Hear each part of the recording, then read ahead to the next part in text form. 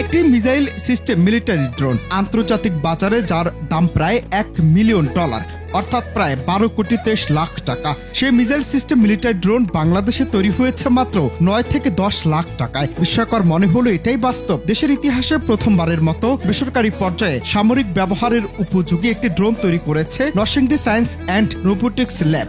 সম্পূর্ণ নিজস্ব প্রযুক্তিতে নিজেদের ল্যাবেই ডিজাইন ও ডেভেলপ করা হয়েছে এই military purpose missile system drone.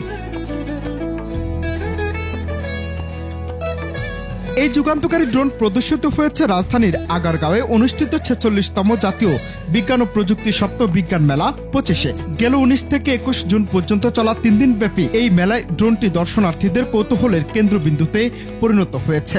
ড্রোনটির বিশেষত্ব কম নয়, একটানা 4 থেকে 5 ঘন্টা আকাশে উঠতে সক্ষম। এর রেঞ্জ 40 কিলোমিটার, বহন করতে পারে 6 কেজি পর্যন্ত ওজন, আছে উন্নত থার্মাল ক্যামেরা যা রাতেও কার্যকর, নজরদারির জন্য আদর্শ। বাংলাদেশের সর্ববৃহৎ বেসামরিকভাবে তৈরি করা আমাদের নিজস্ব প্রযুক্তিতে তৈরি করা মিসাইল সিস্টেম মিলিটারি ড্রোন। আপনারা নিশ্চয়ই জেনে থাকবেন যে বাইরাক্তার টিবিটি হচ্ছে ওয়ার্ল্ডের সবচেয়ে বেস্ট ড্রোন ম্যানুফ্যাকচারিং কোম্পানি, যেটা হচ্ছে ড্রোনের প্রযুক্তিগত দিক দিয়ে হচ্ছে সর্ববৃহৎ। এই ড্রোনের full fabrication, customise design, glided system সবকিছু হচ্ছে আমাদের তৈরি করা।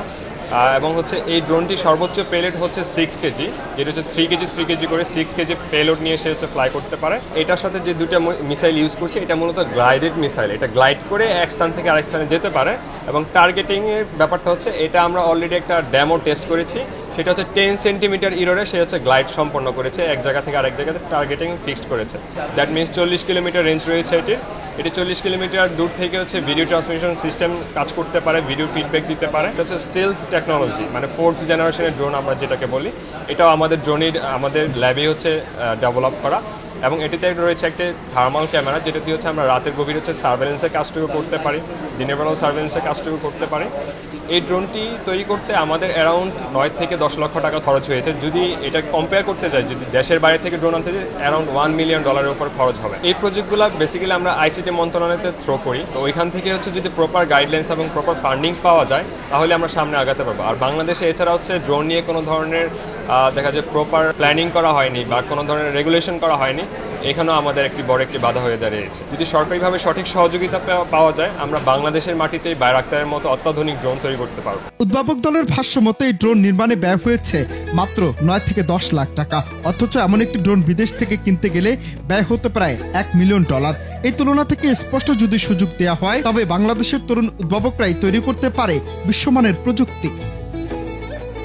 এই ড্রোন শুধু দর্শনার্থীদের নয়, মেলায় উপস্থিত গবেষক ও নীতি নির্ধারকদেরকেও মুগ্ধ করেছে। ড্রোন ও রোবোটিক্স নিয়ে কাজ করা উদ্ভাবকদের পদচারণায় জমজমাট ছিল পুরো প্রদর্শনী। জ্ঞান বিজ্ঞানের করব জয়, সেরা হব বিশ্বময়, এই স্লোগানে আয়োজিত বিজ্ঞান মেলায় অংশ নিয়েছে দেশের 64 জেলার প্রায় 700 প্রতিযোগী। আয়োজকরা বলছেন এই আয়োজনে আবারও প্রমাণ করে দিয়েছে বাংলাদেশের ভবিষ্যৎ বিজ্ঞানে, প্রযুক্তিতে এবং উদ্ভাবনে। Ananta Hasan Masud, Bangla TV news desk.